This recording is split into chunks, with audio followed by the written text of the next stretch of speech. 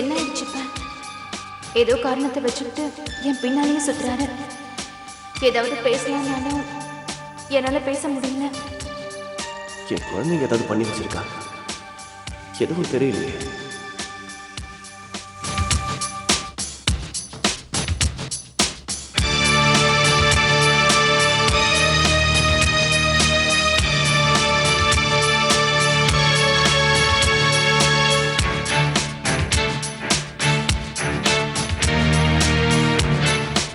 அப்படின்னு தேடிக்கிட்டு இருக்காரு.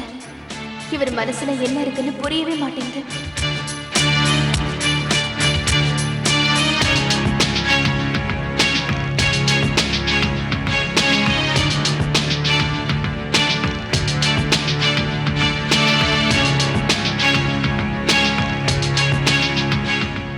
நாம 2 பேரும் ஒரே அறையில் அடப்பட்டிருக்கோம்.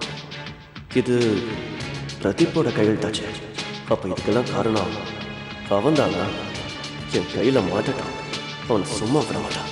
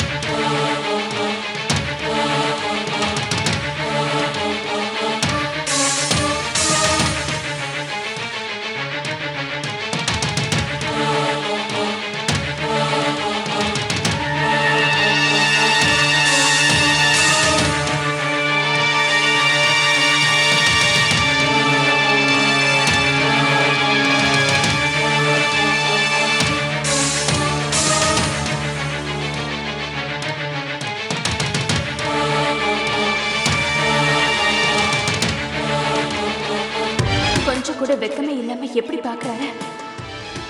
ரொம்ப கேவலமான ஆளா இருப்பார் போல.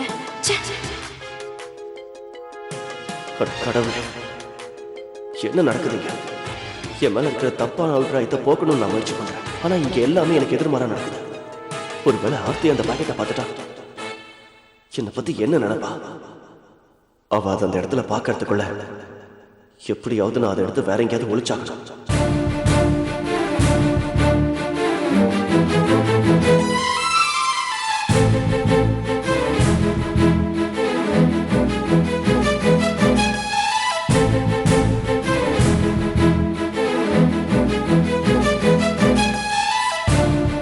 இதுவரைக்கும் பொண்ணையே பார்க்காத மாதிரில என்ன பாக்குறாரு. இப்ப நிச்சயமா என் பக்கத்துல வர போறாரு.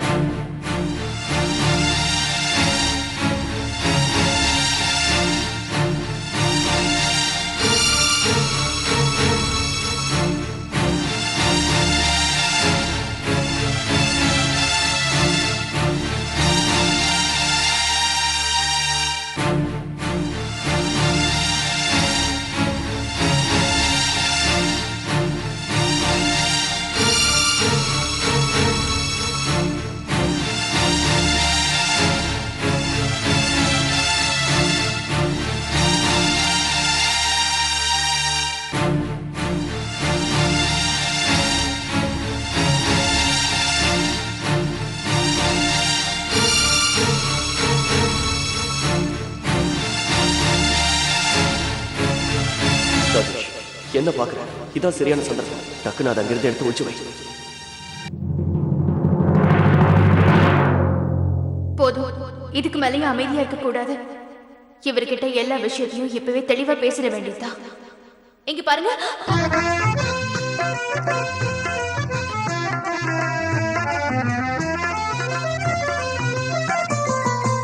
பார்வையில் ஓராயிரம், உன் பார்வையில் ஓராயிரம் கவிதை நான் எழுதுவேன் காற்றில் நானே. உன் பார்வையில் ஓராயிரம் கவிதை நான் எழுதுவேன் காற்றில் நானே. நிதமும் உன்னை நினைக்கிறேன், நினைவினாலே அணைக்கிறேன். உன் பார்வையில் ஓராயிரம் கவிதை நான் எழுதுவேன் காற்றில் நானே.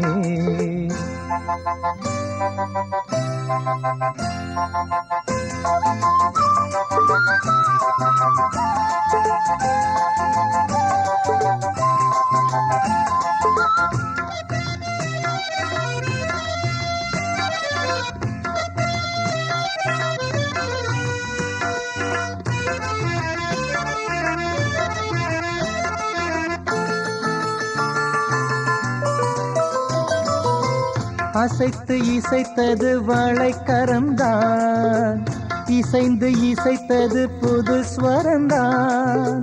சிரித்த சிரிப்பொலி சிலம்பொலிதான், கழுத்தில் இருப்பது வலம்புரிதான்.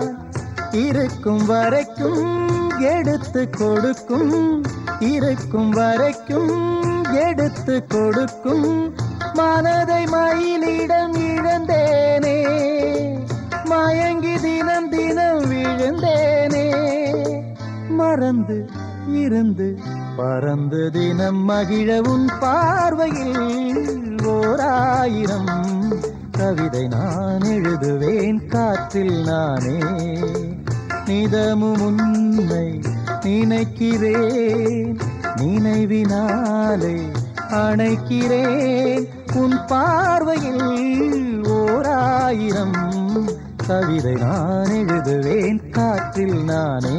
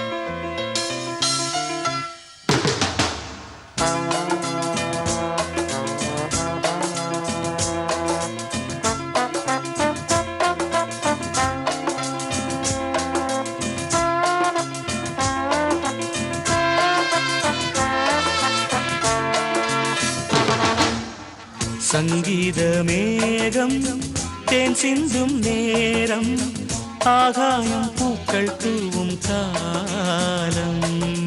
நாளை என் கீதமே எங்கும் உலாவுமே, நாளை என் கீதமே எங்கும் உலாவுமே. என்றும் விழாவே என் வாழ்விலே. சங்கீத மேகம் தேன் சிந்தும் நேரம், ஆகாயம் பூக்கள் தூவும் காலம்.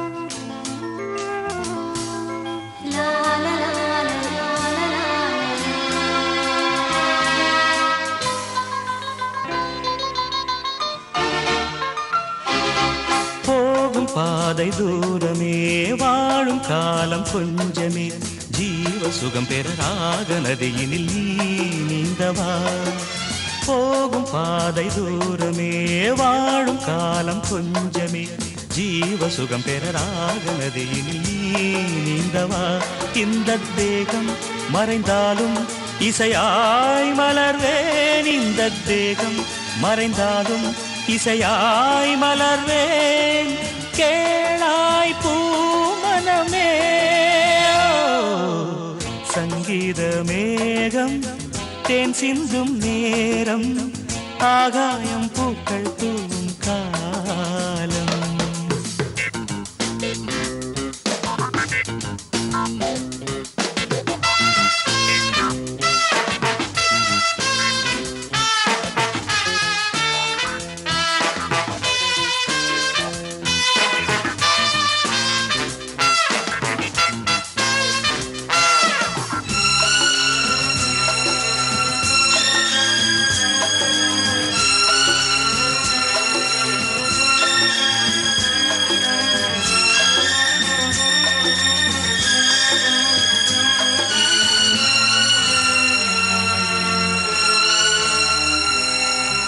உள்ளம் என்னும் ஊரிலே பாடல் என்னும் தேரிலே நாடும் கனவுகள் ராஜபவனிகள் போகின்றதே உள்ளம் என்னும் ஊரிலே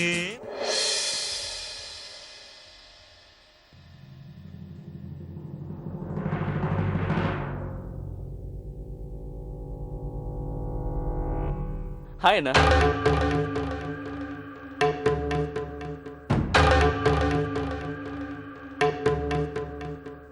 நல்ல வேலை நீயே வந்துட்ட. நான் ஒரு விஷயம் கேட்டுட்டு போலான்னு வந்தேன். நான் உங்களை தொந்தரவு பண்ணலன்னு நினைக்கிறேன்.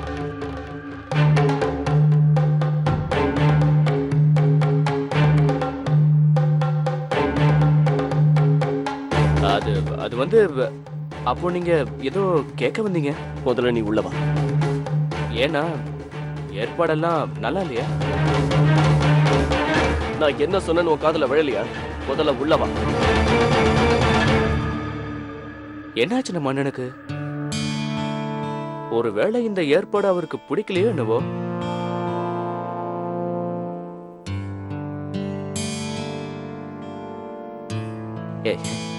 என்னாச்சுன்னா இந்த ஏற்பாடு பத்தலையா? முதல்ல நீ ஒரு வேலை செய். இந்த மியூசிக்கை நிறுத்து. கண்ட கண்ட பாட்டெல்லாம் போட்டுக்கிட்ட. இங்க பாரு, லைட்ஸ் ஆன் பண்ணு. இல்லனா அது வந்து இப்ப நான் சொன்னதை செய்றியா?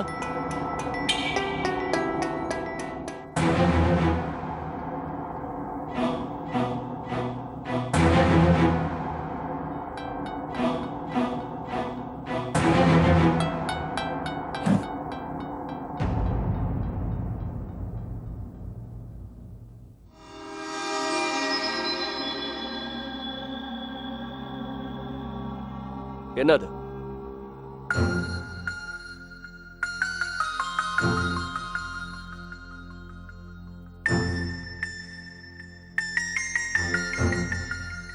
நீ இங்க பண்ணதெல்லாம் உனக்கு சரின்னு தோணுதா? சாரி, நான் ஏதோ உங்க சந்தோஷத்துக்காக தெரியாம இப்படி. சாரி, நீங்க இதை தப்படுத்துவீங்கன்னு தெரிஞ்சிருந்தா நான் அதை பத்தி யோசிச்சிருக்க கூட மாட்டேன். சந்தோஷத்துக்காகவா?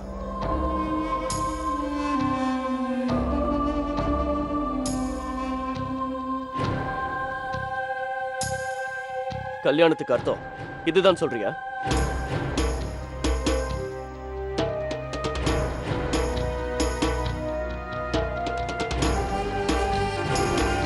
நான் ஏன் இந்த கல்யாணத்துக்கு ஒத்துக்கிட்டேன்னு உனக்கு ரொம்ப நல்லாவே தெரியும் பிரதீப். வெறும் உடம்பு சுகத்துக்காக மட்டும் இல்ல.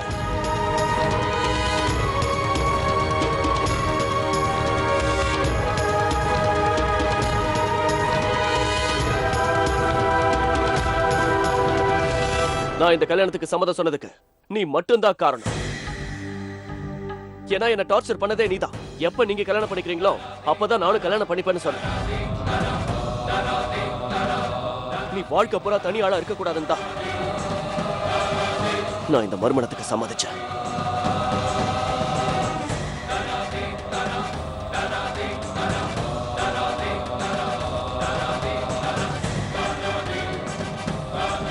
ஏன்னா என்னோட அபிதாவோட இடத்துல இது வரைக்கும் வேற எந்த பொண்ணையும் நான் நினைச்சு பார்த்ததில்ல.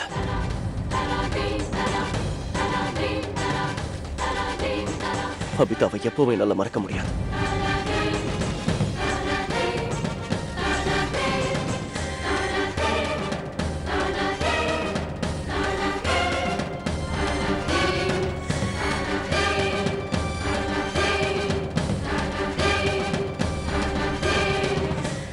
இந்த ஜென்மம் மட்டும் இல்ல, இன்னும் எத்தனை ஜென்மம் எடுத்தாலும் என்னோட அபிதாவை மட்டும் நான் எப்பவும் மறக்க கூடாது. இதைத்தான் நான் அந்த கடவுள் கிட்ட வேண்டிக்கிட்டு இருக்கேன்.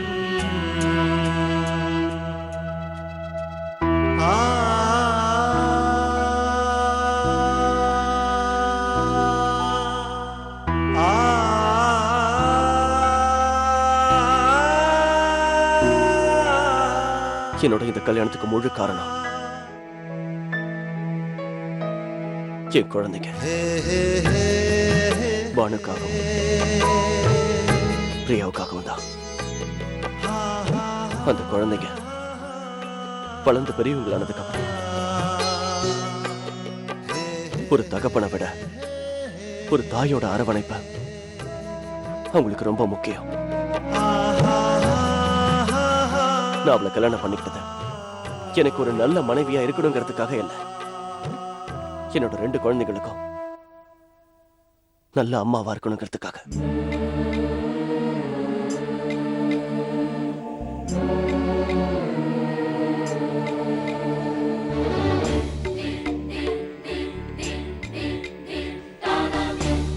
இந்த நேரத்தில் நான் உங்களுக்கு ஒரு விஷயத்தை சொல்ல ஆசைப்படுறேன் ஆர்த்தி. என் குழந்தைகளுக்கு மட்டும் நீங்க தாயா இருந்தா போதும். அதை தவிர இந்த கல்யாணத்து மூலமா உங்ககிட்ட இருந்து வேற எதையுமே நான் எதிர்பார்க்கல.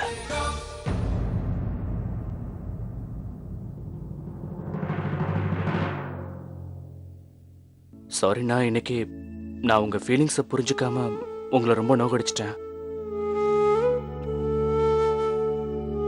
தயவு செஞ்சு என்னை மன்னிச்சிடுங்கண்ணா.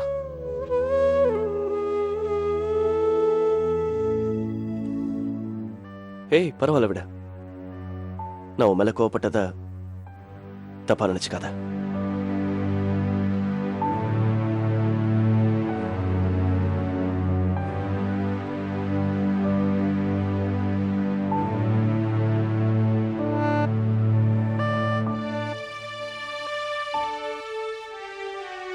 இங்கே நின்னு என் முகத்தை ஏன் பாத்துக்கிட்டு இருக்க? நடக்க வேண்டிய காரியத்தை போய் பாரு. போ. ஒரு நிமிஷம். அது வந்து ஐம் சாரி. இந்த நல்ல நாள்ல நான் உன்னை ரொம்ப வருத்தப்பட வச்சுட்டேன். இல்லைண்ணா, அந்த சாரி நான் தான் உங்ககிட்ட சொல்லணும். நீங்க வயசுல பெரியவர், உங்களுக்கு எல்லா உரிமையும் இருக்கு. நான் உங்க தம்பிண்ணா. அப்புறம் நான் உங்ககிட்டயே சாரி கேட்டுக்கிறேன் அண்ணி. ஐ மீன் என் புது அண்ணி.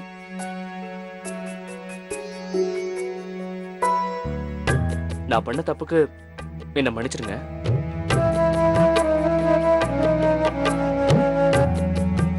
ஏய் பிரதீப்,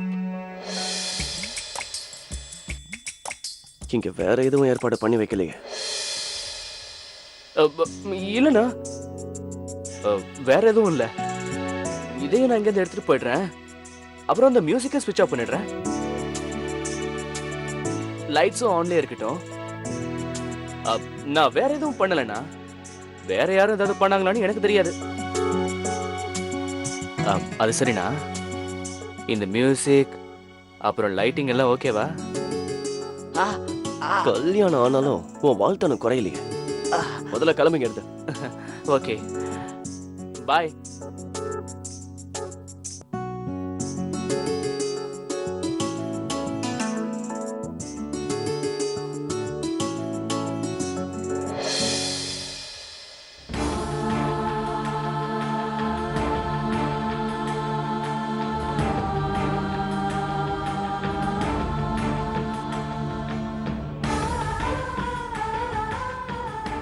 அத்தை சரியா தான் சொல்லியிருக்காங்க. இவர் உண்மையிலேயே ரொம்ப நல்ல மனசுள்ளவரா இருக்காரு. தான் மனைவி மேல எவ்வளவு பிரியம் வச்சிருக்காரு, பசங்க மேல உயிரையே வச்சிருக்காரு. நான் தான் இவரை தேவையில்லாம தப்பா புரிஞ்சுக்கிட்டேன். இப்பவே இவர்கிட்ட மன்னிப்பு கேட்கணும்.